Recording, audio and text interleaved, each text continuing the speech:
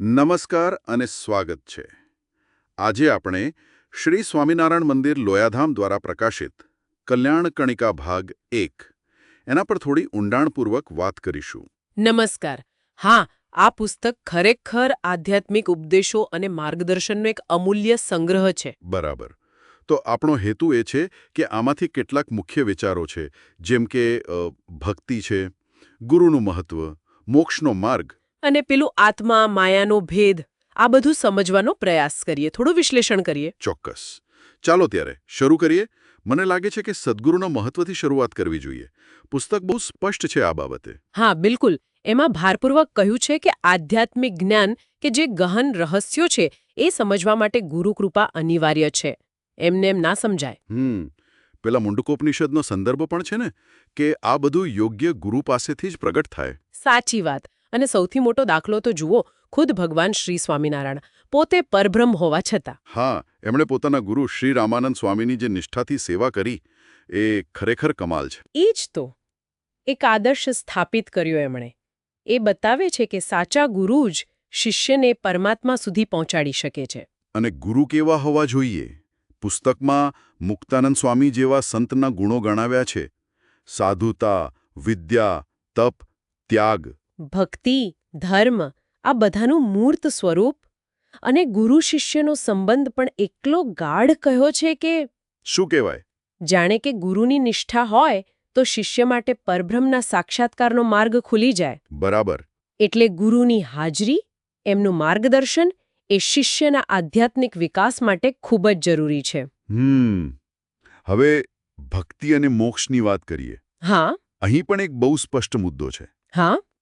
કે મોક્ષ જોઈતો હોય તો માત્ર પુરુષોત્તમ નારાયણની જ ઉપાસના કરવી. બીજા દેવી દેવતાઓ એ સાંસારિક સુખ સગવડ આપી શકે, પણ મુક્તિ નહીં. પેલું ઉદાહરણ સરસ છે. હા, પેલું સોનીવાળું, કે સોનું લેવું હોય તો સોની પાસે જ જવું પડે, કરિયાણાવાળા પાસે નહીં. બરાબર. એમ મોક્ષ માટે તો પુરુષોત્તમ નારાયણનું જ શરણું. ચોક્કસ. અને પછી પેલો સ્વામિનારાયણ મહામંત્ર, એની શક્તિ વિશે પણ ઘણી વાત છે. હા, એવું કહ્યું છે કે એકવાર જાપ કરવાથી પણ જાણે જીવનભરના પાપો કરતાં વધુ પાપ બળી જાય, અને બધા મંત્રોની શક્તિ એમાં સમાયેલી છે. એટલે એને સર્વોપરી વૈદિક મંત્ર કહ્યો છે. પણ ખાલી મંત્ર જાપ જ નહીં. ના ના, જ્ઞાન સાથેની ભક્તિ પર ભાર છે. પેલી સરખામણી મને બહુ ગમી. કઈ? પેલી કૂવા અને તળાવવાળી. હા. જ્ઞાની ભક્તની ભક્તિ ઊંડા કૂવાના પાણી જેવી, જે ક્યારેય સુકાય નહીં. જ્યારે માત્ર પ્રેમી ભક્તની એ તળાવના પાણી જેવી, કદાચ સુકાય પણ જાય. એટલે સમજણ બહુ જરૂરી છે સ્થિરતા માટે. અને પ્રેમ એટલે અહીં સંપૂર્ણ સમર્પણ એવો અર્થ લેવાયો છે. બરાબર. હવે જે ભક્ત છે, એટલે કે સત્સંગી, એમના જીવન અને આચરણ વિશે પણ સ્પષ્ટ માર્ગદર્શન છે. હા, સત્પુરુષો અને સાધુઓનો સંગ, એના પર બહુ ભાર છે. કારણ કે સત્સંગ એટલે શું? તો કે શાસ્ત્રોમાં કયા પ્રમાણે ધર્મનું પાલન. અને મુખ્ય સદ્ગુણો કયા? નિષ્કામતા, સરળતા અને નમ્રતા. પેલું દાસના દાસ થવાની ભાવના. અને આ બધું ખાલી કહેવા ખાતર નહીં, પણ વ્યવહારમાં ઉતારવાનું છે. ચોરી ન કરવી, એટલે કે નાની વસ્તુ પણ. પરવાનગી વગર ન લેવી. વ્યભિચાર ટાળવો, એના ગંભીર પરિણામો પણ વર્ણવ્યા છે. માંસાહારનો ત્યાગ કરવો. ઈર્ષ્યા ન કરવી, ખાસ કરીને બીજા ભક્તો પ્રત્યે. અને કૃતજ્ઞતાથી બચવું. હા, આ બધી નૈતિક બાબતો પર ખૂબ ભાર છે. પેલું સૂત્ર વારંવાર આવે છે, ધર્મો રક્ષતિ રક્ષિતઃ. તમે ધર્મનું રક્ષણ કરો તો ધર્મ તમારું રક્ષણ કરશે. અને માતા પિતા અને ગુરુની સેવા ઈશ્વર તુલ્ય માનીને કરવી. આ બધું ચારિત્ર્ય ઘડતર માટે પાયારૂપ છે. ચોક્કસ. હવે થોડી વાત આત્મા અને માયાની. આ પણ એક મુખ્ય વિષય છે. હા, પુસ્તક ભારપૂર્વક કહે છે કે આત્મા શરીરથી અલગ છે. એ શાશ્વત છે.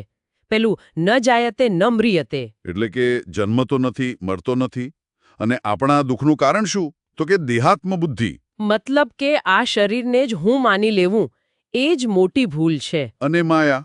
માયા એટલે પેલો હું અને મારોનો ભાવ, જે આપણને સંસારમાં બાંધે છે, દુઃખ આપે છે. આ જે દેખાય છે એ જગત માયિક છે, નાશવંત છે. ભગવાનનું ધામ, અક્ષરધામ, એ જ શાશ્વત અને સુખમય છે. તો પછી આ માયા પર જીત કેવી રીતે મેળવવી? જવાબ ફરી પાછો એ જ આવે છે, પુરુષોત્તમ નારાયણની અનન્ય ભક્તિ દ્વારા. તો આખી ચર્ચાનો સાર કાઢીએ તો મુખ્ય મુદ્દા કયા થયા? એક તો સદ્ગુરુની અનિવાર્યતા. બરાબર. પછી મોક્ષ માટે પુરુષોત્તમ નારાયણ પર જ અનન્ય શ્રદ્ધા અને ઉપાસના. પેલો સ્વામિનારાયણ મહામંત્રની શક્તિ, ભક્તો માટે નૈતિક જીવનનું મહત્વ. અને છેલ્લે આત્મા અને માયા વચ્ચેનો ભેદ સમજવાની જરૂરિયાત. હા, અને અંતે એક વિચારવા જેવો મુદ્દો છે જે પુસ્તક છેલ્લે મૂકે છે. કયો? પેલો 5 શાશ્વત તત્વોવાળો. હા. જીવ, ઈશ્વર, માયા, બ્રહ્મ અને પરબ્રહ્મ. આ 5ના સ્વરૂપને બરાબર સમજવું એ જ ભક્તિ માર્ગના વિઘ્નો દૂર કરવાની ચાવી છે. આ ખરેખર ગહન વાત છે. આ ભેદને ખાલી બુદ્ધિથી નહીં પણ વ્યવહારમાં, આપણા રોજિંદા જીવનમાં સમજવાનો શું અર્થ થાય? એ જ આ એક એવો પ્રશ્ન છે જે આપણને સૌને ખરેખર વિચારતા કરી મૂકે છે. એના પર મનન કરવું રહ્યું. ચોક્કસ.